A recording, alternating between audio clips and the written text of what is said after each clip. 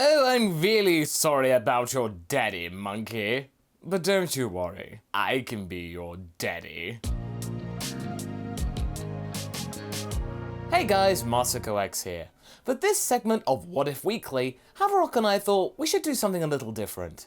Yes, I know, we do say this pretty often, but this time I think this really kind of branches away from what we usually do. It's been a while since we've had a good old-fashioned one-shot What If. I mean, multi-part stories are cool and all, but they're not exactly conducive for a whole lot of variety. So the base premise of this story for this week is this. What if Frieza saw Vegeta's potential and actually treated him better?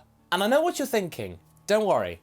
This whole about-face in mood towards Saiyans and Vegeta in particular isn't down to some kind of change of respect or parental feelings for the prince. Oh no.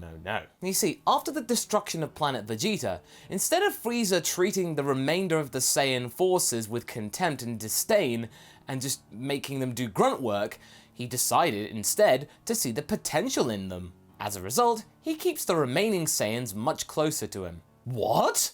Why is that, Masako? Doesn't that go against his character? Well, in a way, but I think in this situation, he might be thinking differently. At the same time though, if he treated those Saiyans with respect, they might be really loyal to him, and he could expect them to do everything for him, saving him so much money and labor costs. He wouldn't need a whole battalion of Frieza forces. He could just have just a few, and they could do just as much work as thousands of grunts. Just get 3 Ubermensch Saiyans to do it, and he wouldn't have to worry about them rising up and getting stronger than him, because he's far stronger than any other being in the universe right now, so he's good. And I think what would actually contribute to this notion is that Frieza would be much more aware of the contempt that Vegeta had towards his father, the king.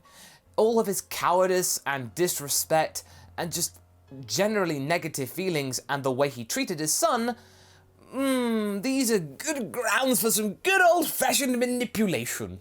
Vegeta was clearly disappointed at his father's weakness, and he experienced this firsthand. So instead, in this scenario, instead of doing nothing with that nugget of information, Frieza chooses to do what he does best: exploit the heck out of it. He would sit down with Vegeta and convince him that if he were to remain loyal to the Frieza forces and do his duty as a good little monkey, then he might actually end up being stronger than his father and much more respectful and brave and just everything that his father wasn't.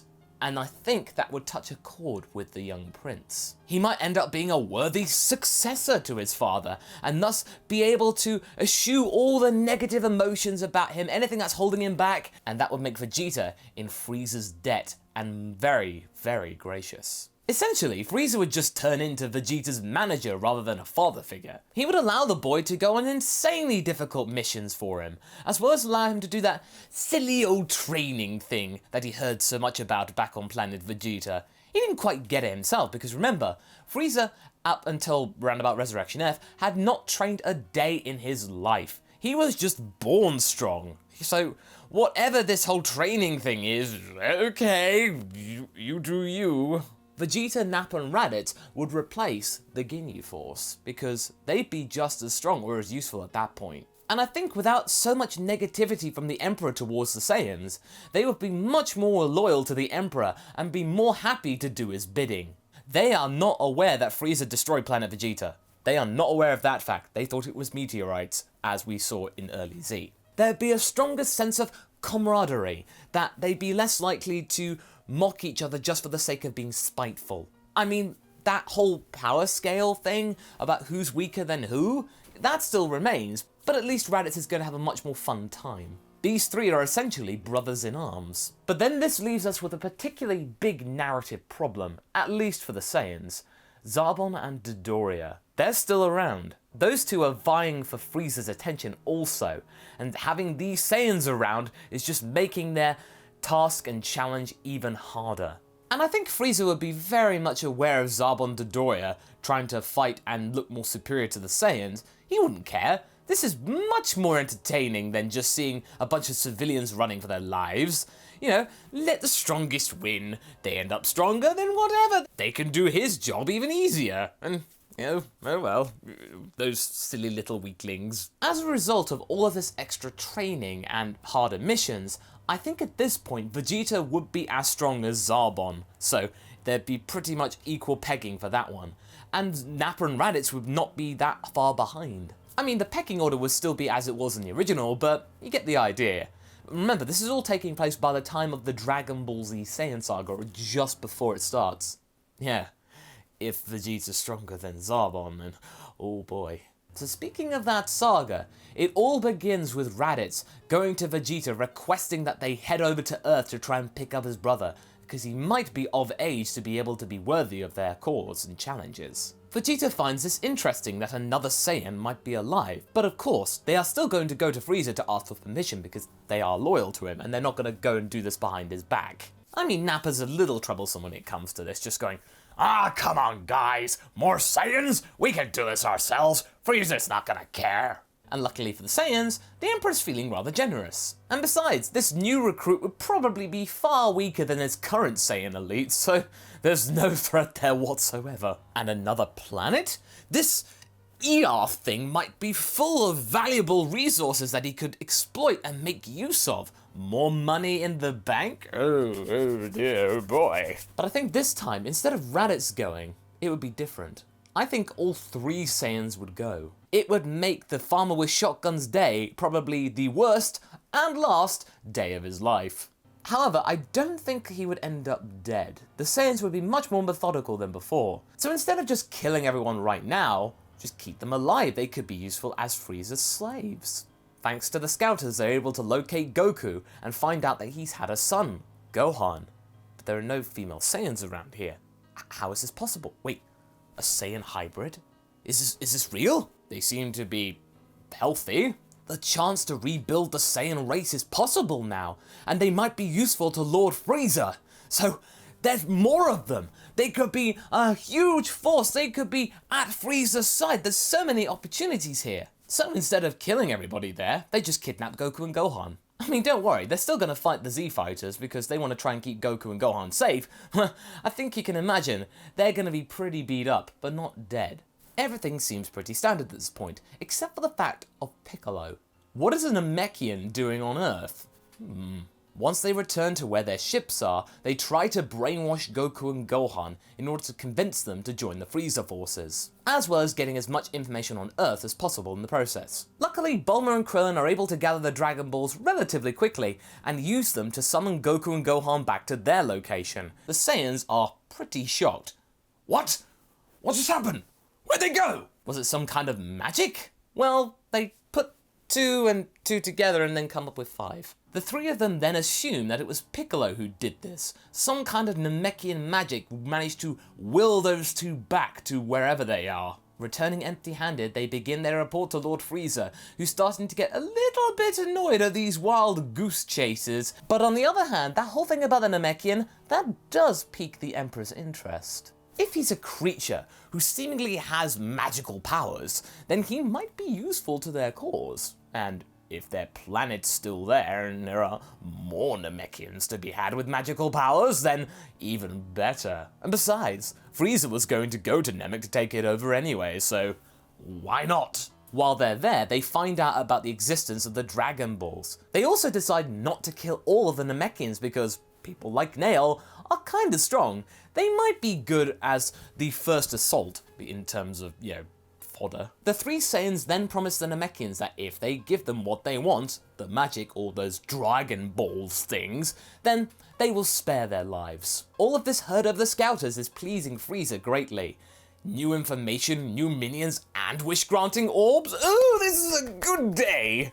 Hearing all of this, Zarbon and Dodoria have no choice but to go to action and take out Vegeta, so that means their position will remain tenable. If these Saiyans get back to Frieza with all of this intel and these wish orb ball things, then their chances of getting anywhere in the Frieza forces will be 0. In fact, they might be dispatched off as being of no use to Frieza, so they've gotta do something. So the pair claim to want to offer assistance on Namek to the Saiyans, and Frieza just goes, "Oh, yeah, sure, Zarbon and Dodoria, oh, whatever, just go.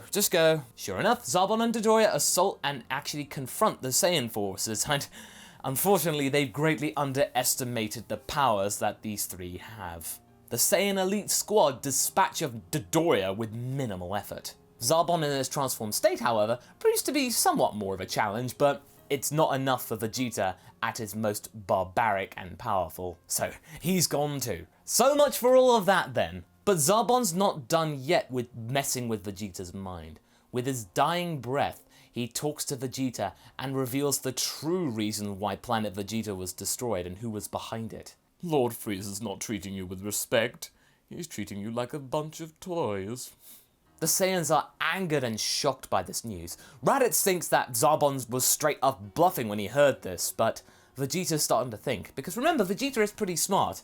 All of this information to what they had before, it was patchy at the best of times, but now he puts everything together, it starts to make sense. They've put Frieza in a position where he's about to become immortal and have a huge battalion that could take out anything in the galaxy. Oh, they've got to do something quick. So, in an act of desperation, the Saiyans remove their scouters and request from the Namekians to join forces with them, so they can be able to try and do something against Frieza. They form an unlikely alliance, saying that if they get out of this alive, then Vegeta will just let them carry on with their lives and just ask for the warriors in return. And because of this, the Saiyans get their full potential unlocked by Lord Guru, because they need as much help as they can get. Frieza then arrives on Namek with Nappa and Raditz trying to stall for time while Vegeta gathers all the remaining Dragon Balls. Sadly though, Frieza sees through this ruse before Vegeta can get all the orbs and a fight breaks out. But the Emperor's rather impressed about how strong these monkeys have gotten. He goes through all of his transformations, mortally wounding Nail and killing Nappa and Raditz in the process. And this is a crucial turning point, because remember, Vegeta is much closer to Nappa and Raditz. He doesn't treat them as implements, he treats them as comrades and friends. Someone he's been with for over 20 years now. This is pretty big news to take in that they're dead. This truly enrages Vegeta, and coupled with the frustration of finding out that it was Frieza that destroyed his home planet and race, it all swells up and, yes, you guessed it, Vegeta, it's Super Saiyan time for you! When Frieza spots Vegeta's new power, he tries to brush it off as, oh, just something, what does it matter now? Your friends are dead, I'm stronger than you, I'm going to kill you now. But sure enough, just like Goku in the original, Vegeta manages to defeat the Emperor, and this time, he does a much better job of it. Unlike Goku, Vegeta is far more merciless at this point. He's not going to allow any chance for Frieza to come back. He'd be just barbaric right from the start. The Namekians are grateful for Vegeta's efforts, and with the Dragon Balls, they wish back everyone that was killed by Frieza. But Vegeta knows something different. Their work isn't done. They have a chance to take Frieza's empire. He manages to convince the strongest Namekians as well as the remainder of the Frieza forces on planet Namek to join his side and form a new army. The Namekians aren't happy about getting into all of this conflict, they'd rather have a peaceful life, but judging from the fact that Vegeta's gotten this powerful, it'd be best to be on his side. And it's also good for Vegeta because he knows that in order to defeat Frieza's empire entirely, he's gonna need a lot more allies. He remembers the display of power that he saw on Earth, and tries to go and convince Goku and the Z-Fighters to join his cause. He provides a very simple offer. Give me your warriors, and I will save you from tyrants like Frieza. The Z-Fighters reluctantly join because they would rather have a person who's powerful on their side instead of someone who isn't. The only person that refuses is of course Goku. Vegeta does not have time for insubordination, and just before he kills Goku for all of this contempt, Raditz pleads to Vegeta to spare his younger brother's life and just let him just eke out an existence on Earth. Gohan, however, is taken as Vegeta's protege. Chi-Chi is of course resistant to this, but Vegeta promises to make him a fine example of a man and a Saiyan. And besides, it's best that her baby boy remains alive and strong rather than dead and not. And Gohan is completely unaware of the irony of this situation.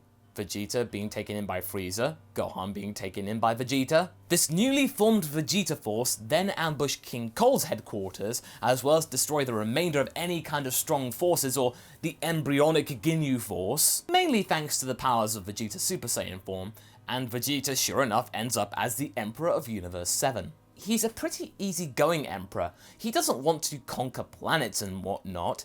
All he wants from every single empire and race is their warriors. That's it. All conflict would essentially be gone. There'd be no strong people to fight on these planets. They'd all be with Vegeta. So actually, it'd be relatively peaceful. After surprise attacking King Cole's strongholds and dismantling the Frieza Empire piece by piece, Emperor Vegeta has now become the new self-proclaimed Emperor of Universe 7. After removing any remaining traces of the Frieza and Cole's influence from the galaxy, or at least the core hub of the Frieza Empire, our Jeets, along with a newly resurrected Nappa and Raditz, start to assemble a new force in the universe. He isn't technically controlling the whole territory instantly. Remember, the Frieza Empire was a huge force, covering an entire galaxy. Word has to spread, and some of the tendrils out there don't necessarily have to kowtow to Vegeta. I mean, what's he gonna do? Travel over there? They've got plenty of time to armor up and stuff. But Vegeta wasn't actually handling the situation the same way as Frieza did. Vegeta's style of ruling was akin to legitimate business. He became some sort of a protector king, promising to keep certain worlds secure so long as they provide him with their best warriors for his great army. Yes, that is a good idea for him and his main squad, but it does leave some planets on the periphery utterly defenseless and prone to conquering each other in the interim. Let's hope that these planets don't want to invoke the ire of the Emperor if that's the case. And Vegeta also managed to recruit all of the Z fighters, except the hermit Goku that we talked about, and he made Gohan his protege until the day he could sire his own heir. And regardless of all of this achievement though, Vegeta, although he's now a Super Saiyan, is still only one man. That was the problem that Frieza had, but his power kept people in a state of fear, whereas Vegeta commands more respect, but it also allows for more resentment to brew up underneath the surface. But Vegeta's overall power level wasn't that high. I mean, there were some people in the Frieza Force who could challenge him, but obviously little do they know, Vegeta could just whip out the Super Saiyan power and just best him, but right now, it's all rumors and speculation. So therefore, the remainder of the Frieza Force out there still pose a noteworthy threat, and Vegeta's empire is still technically embroiled in a Barney with them. And Vegeta is not worried though. He considers it good training for his troops, you know, a good challenge. That, and he has dragons. Well, more accurately, the Dragon Balls. This isn't Game of Thrones, although that would be kind of interesting. In the meantime, Vegeta busies himself by training with Nappa, Raditz, and Gohan. And over the course of 3 years, Gohan is beginning to get used to being the Emperor's protege, having realized that his friends aren't in danger per se, and after a little bit of manipulation, being told that his father, Goku, was a coward and didn't join the Force and all that, and he's now just in hiding, I mean, yeah, that kind of helps. But what about Chi-Chi in all of this? Well, she's there too. Vegeta allowed her to be with her son eventually, to make him more compliant after resisting the idea of being the protege for a while. And out of its 3 Saiyan training partners, it's the hybrid boy who shows the most promise, which leads to a sizable amount of jealousy and resentment coming from Raditz and Nappa, especially Nappa. Gohan may have a bizarrely sunny disposition after his time with the Saiyans, but he can also tell and perceive that Nappa doesn't like him all that much. However, Raditz decides to use this familial connection that he has to his advantage and gain favour with Gohan, should the kid get any ideas. So in comes good old Uncle Raditz! He's still jealous of the boy though, but he keeps it to himself. It's important to note that Vegeta has one major stumbling block. He can't see it, but we as an audience can. He doesn't even foster the idea or notion that someone other than himself could ever achieve Super Saiyan. According to his own belief, and as the legends go, only one Saiyan every millennia or 3 millennia or whatever you want to believe could become one, and that Saiyan is he! Vegeta may not be a good guy, nor could you describe him as a benevolent ruler, but he's acceptable, logical, tough but fair, question mark? And remember, Vegeta is a very smart individual and knows what he needs to do in order to make his goals a reality. He keeps things stable, mostly, although some worlds at his court start to spread discourse amongst the ranks. Things are going too slowly for their liking, and the Emperor cares not about this. They need to set about crushing the Frieza force for good, or else. Meanwhile, on the other side of the galaxy, someone learns about the demise of both Frieza and King Cold at the hands of a Saiyan. This someone is Cooler. Although he isn't saddened by the news of his brother's passing, he does step up to the figurative plate, just like his family would do. Cooler would slowly start to seize the most powerful remains of the Frieza force around him, and these people would be keen to help the brother of Lord Frieza. And as for the weaklings, he has a plan for them. He would send some of them to join Vegeta's empire under false pretenses, to act as moles gaining intel and pass it back to him. And as for the rest, fodder. Straight up fodder. This would give our Saiyan Emperor a feeling of false security. Cooler is also aware that his fifth form might be powerful enough to defeat Vegeta and that new Super Saiyan form, but he decides that pure might is not good enough. That's why during the 3 years of the time skip, the Saiyans are not the only ones who train. One day, Vegeta gets information that some former Frieza Force members wish to surrender and accept his leadership, and they are sending their ambassadors, as well as some soldiers as a tribute, to prove their loyalty. I mean, same old, this doesn't really register with Vegeta. So therefore he welcomes the ambassadors, and of course the moles. Over the next few weeks, the moles report back to Cooler, giving him all the information about Vegeta and his elite squad that they can. And once Frieza's brother is satisfied that he's got what he wants, he decides to go for gold. Another batch of ex-Frieza Force soldiers offer themselves to the Vegeta Empire. And of course, leading this batch of ambassadors is Cooler in his fourth form, who, thanks to Kikuno's inventions, is able to suppress his true power level, or at least hide it in some way. But then Vegeta recognizes this as someone from the Frieza clan. Cooler just remarks, I believe you're sitting in my throne, monkey. Raditz and Nappa charge to attack Cooler to save their Emperor's honor, but Cooler knocks them out without much effort. No ending of lives for now. Cooler has other plans, of course. Vegeta then, sure enough, powers to Super Saiyan and decides to show Cooler his true colors.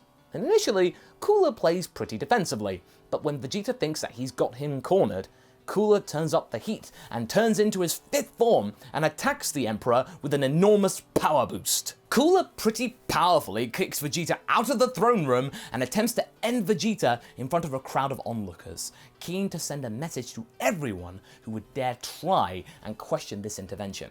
Surprisingly though, Gohan and the Z Fighters come to Vegeta's aid.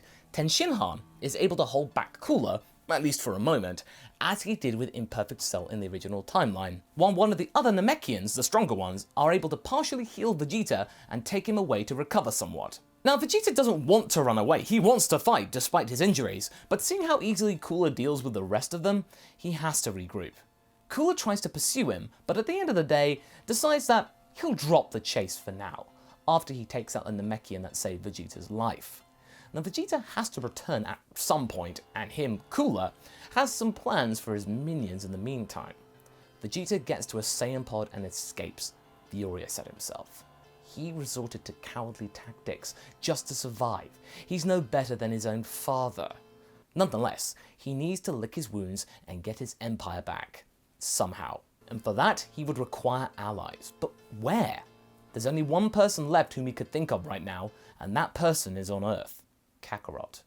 Now after a long journey, Vegeta manages to crash land on Earth, where he is found by Bulma and the Capsule Corps. Don't you have enough? You already took everyone, what more do you want? She says furiously to the prince. Vegeta is furious right back. The nerve of this woman to talk to an emperor like that.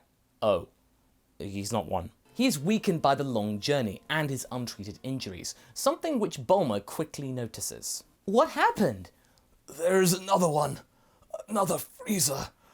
I need to find Kakarot. Bulma thinks that she knows whom the Emperor is talking about, but no one's really seen Goku for a while. The last time Vegeta left with the Z Fighters, Gohan and Chi-Chi, Goku decided to become a hermit, refusing to take part in Vegeta's follies, and became angry at himself that he couldn't stop Vegeta from taking Gohan and his wife and pretty much all of his friends. So reluctantly, Bulma takes Vegeta to Korin and Yajirobe, who give him some sensu beans to recover. They also mention that they last saw Goku with a bushy beard around Kami's lookout.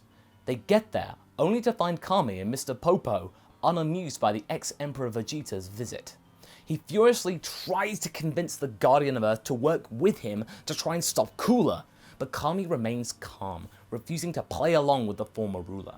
Now, just when Vegeta wants to punish this arrogant old man with an energy blast, another energy blast shoots it out of the way. How? From the Room of Spirit and Time emerges Goku, and his hair is golden. Meanwhile, Cooler managed to subjugate all of Vegeta's loyal minions as they wait in a weird laboratory.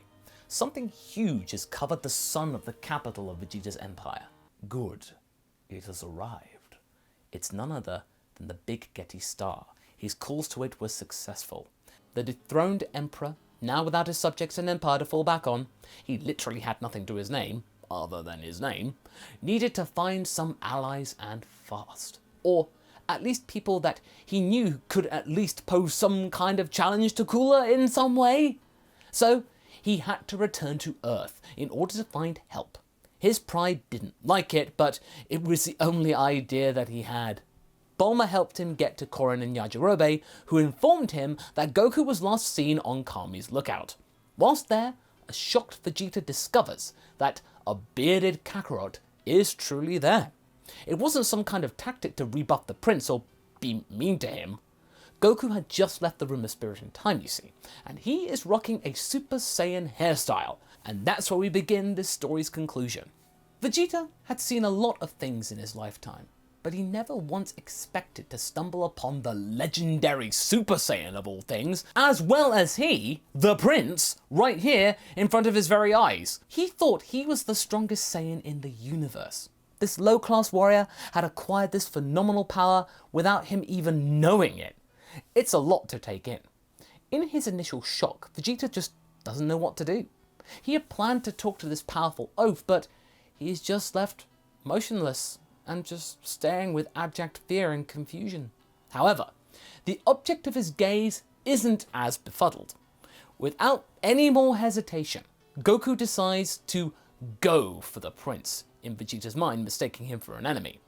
The two clash in a Super Saiyan duel on top of the lookout. I mean, the Room of Spirit and Time is not yet known to Vegeta, and so Goku's power acquisition remains a mystery for a moment, but due to this present fight, Vegeta can't think about the hows and the whys of Goku's power. He's having to deal with the power head on. The duel does some pretty substantial damage to the lookout, akin to what happened during a supposed saga called Garlic Jr. I don't remember it. I think it was just a little bit of filler somehow, somewhere. They just keep on fighting each other until their very last breath, or at least they want to, because Kami steps up and calmly tells him to stop. That's enough, Goku. I would rather you not destroy what's left of my home, please. Goku powers down instantly and laughs at Kami, apologizing for getting a little carried away with his actions. He just wanted to test Vegeta's power is all. He just got a little distracted. At the same time, he turns back to Vegeta and acknowledges Vegeta's strength, showing a considerable amount of respect for the former emperor. However, Vegeta isn't able to say his piece before Goku interrupts him again with a more serious tone. I think I know what you're gonna say, Vegeta, and the answer is no. What? How did you know I don't think of you as a guy who would make a social call to places like this without a reason, but I'm not interested in joining your empire. Besides, I didn't think you would ever need my help. That being said, he then turns the conversation onto his allies who had joined Vegeta. He asks if his friends and son are taken good care of so far, but Vegeta isn't looking particularly prideful, which is something Goku then twigs and looks concerned. Vegeta? What's going on? What's happened? Ashamed to admit this act of cowardice, Vegeta then has to admit that he has lost his throne to Cooler, that his friends and son are now under his rule, and now Vegeta's trying to get all the help he can get to try and get the Empire back. This isn't just some sort of random call for assistance. This is the only hope that the Emperor's got right now. Despite hearing this sincere admittance of weakness, Goku is still somewhat reluctant to help Vegeta specifically. But now that he knows that Gohan and the others are in danger, he decides to at least give Vegeta a helping hand by revealing the secrets of the hyperbolic time chamber. Kami then adds his own bit of exposition, as you do in Dragon Ball, as to the effects of the room, and Vegeta is at first amazed by the supposed capabilities of such a chamber, but his mood then turns to suspicion. Vegeta is now thinking that maybe this older Namekian and Kakarot are now trying to trick him, have fun with him, play games, as maybe this whole idea of the chamber is ridiculous, it's not true. These two are now just toying with him and mocking the former emperor for his foolish behaviour. But then again, Kakarot doesn't seem like the kind of guy who would really be all that willing to screw around with someone. Vegeta is slowly coming to the realization that this would explain Kakarot's sudden boost in power. Goku offers Vegeta the chance for the pair of them to train together, so that they can get stronger together. In fact, for Goku, it's clear. Two Super Saiyans training together are far better than just one training by themselves. Goku gets so fired up by this idea of training with a Super Saiyan, he even ups his offer by suggesting that maybe they could take out Cooler together, but on the condition that once everything is over, he will take his friends and Gohan home with him. He does not want them under Vegeta's rule anymore. Vegeta is taken aback by this brazen act of defiance. How dare this oaf tell him what to do? He's supposed to be the emperor. Oh, wait. He's not anymore. Vegeta has no other option but to agree to Kakarot's terms, and without further ado, the two Saiyans begin their training in the Room of Spirit and Time, Goku taking his second day that he could ever have in his lifetime. And as the Emperor is a bit more respectful in the storyline, they even manage to form a mutual respect of sorts for each other, which is a lot more sincere than in the original timeline. Vegeta can begin to see how talented Goku is, and he begins to, like Frieza did, see the low-class warrior's potential. What a twinge of nostalgia. Whilst training, they also figure out Super Saiyan Grade 2. And after all that's been attained, they believe now they are ready to face Cooler. Meanwhile, Bulma is tasked with repairing Kami's ship that will take our heroes back to the heart of Cooler's empire, formerly Vegeta's. And all this is looking more and more like a mission with little chance of coming out of this unscathed. Vegeta and Goku are beginning to sincerely hope that together they will be able to stop this tyrant and come home. As, quite honestly, Cooler's not expecting such a rapid increase in power from Vegeta, nor is he expecting him being helped by Goku.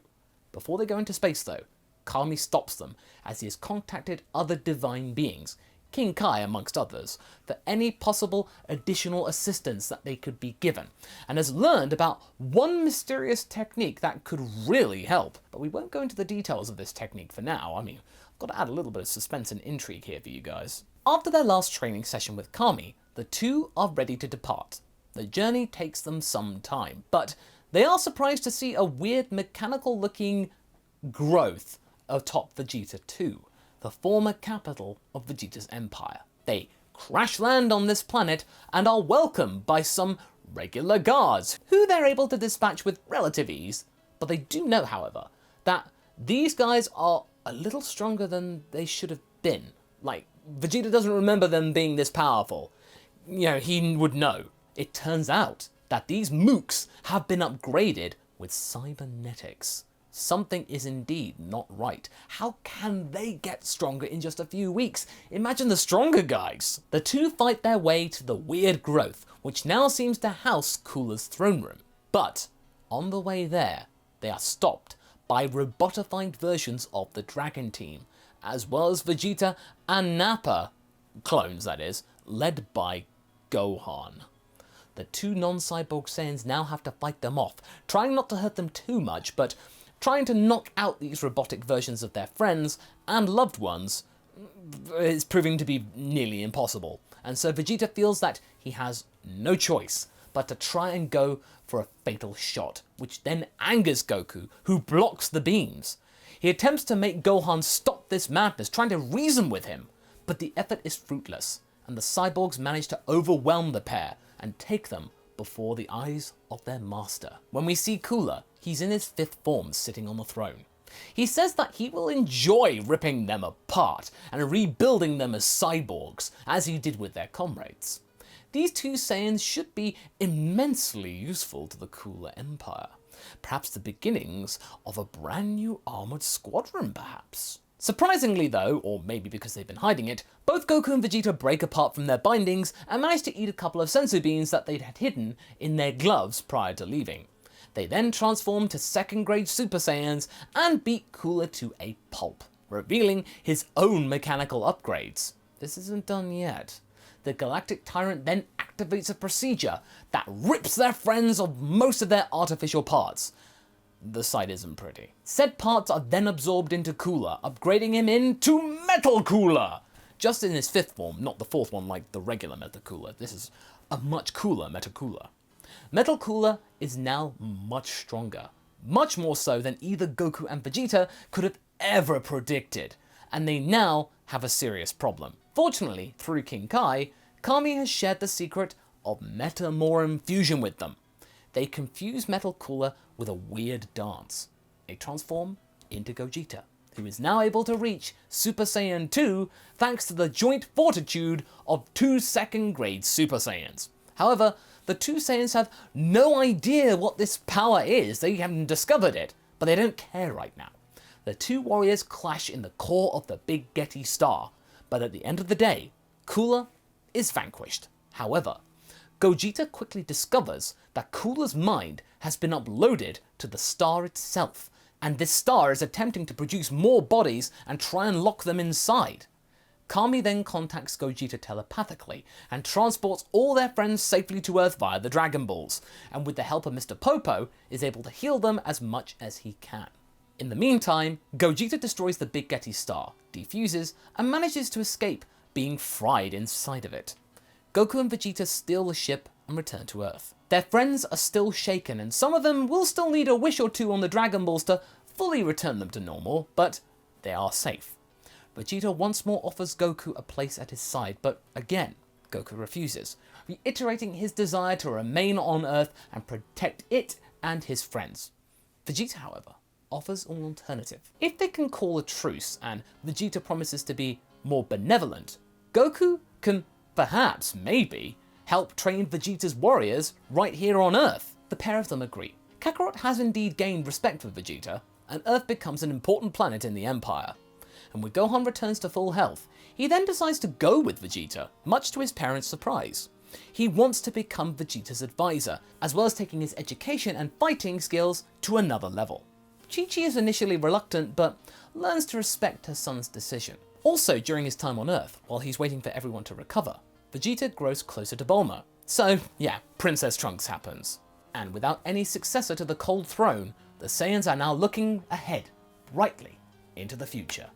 And that's where we're going to be leaving things, because it's the end. So what do you guys think? How did this feel in terms of an overall story?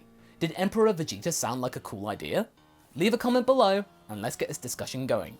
And I shall see you in the next video. Catch you later!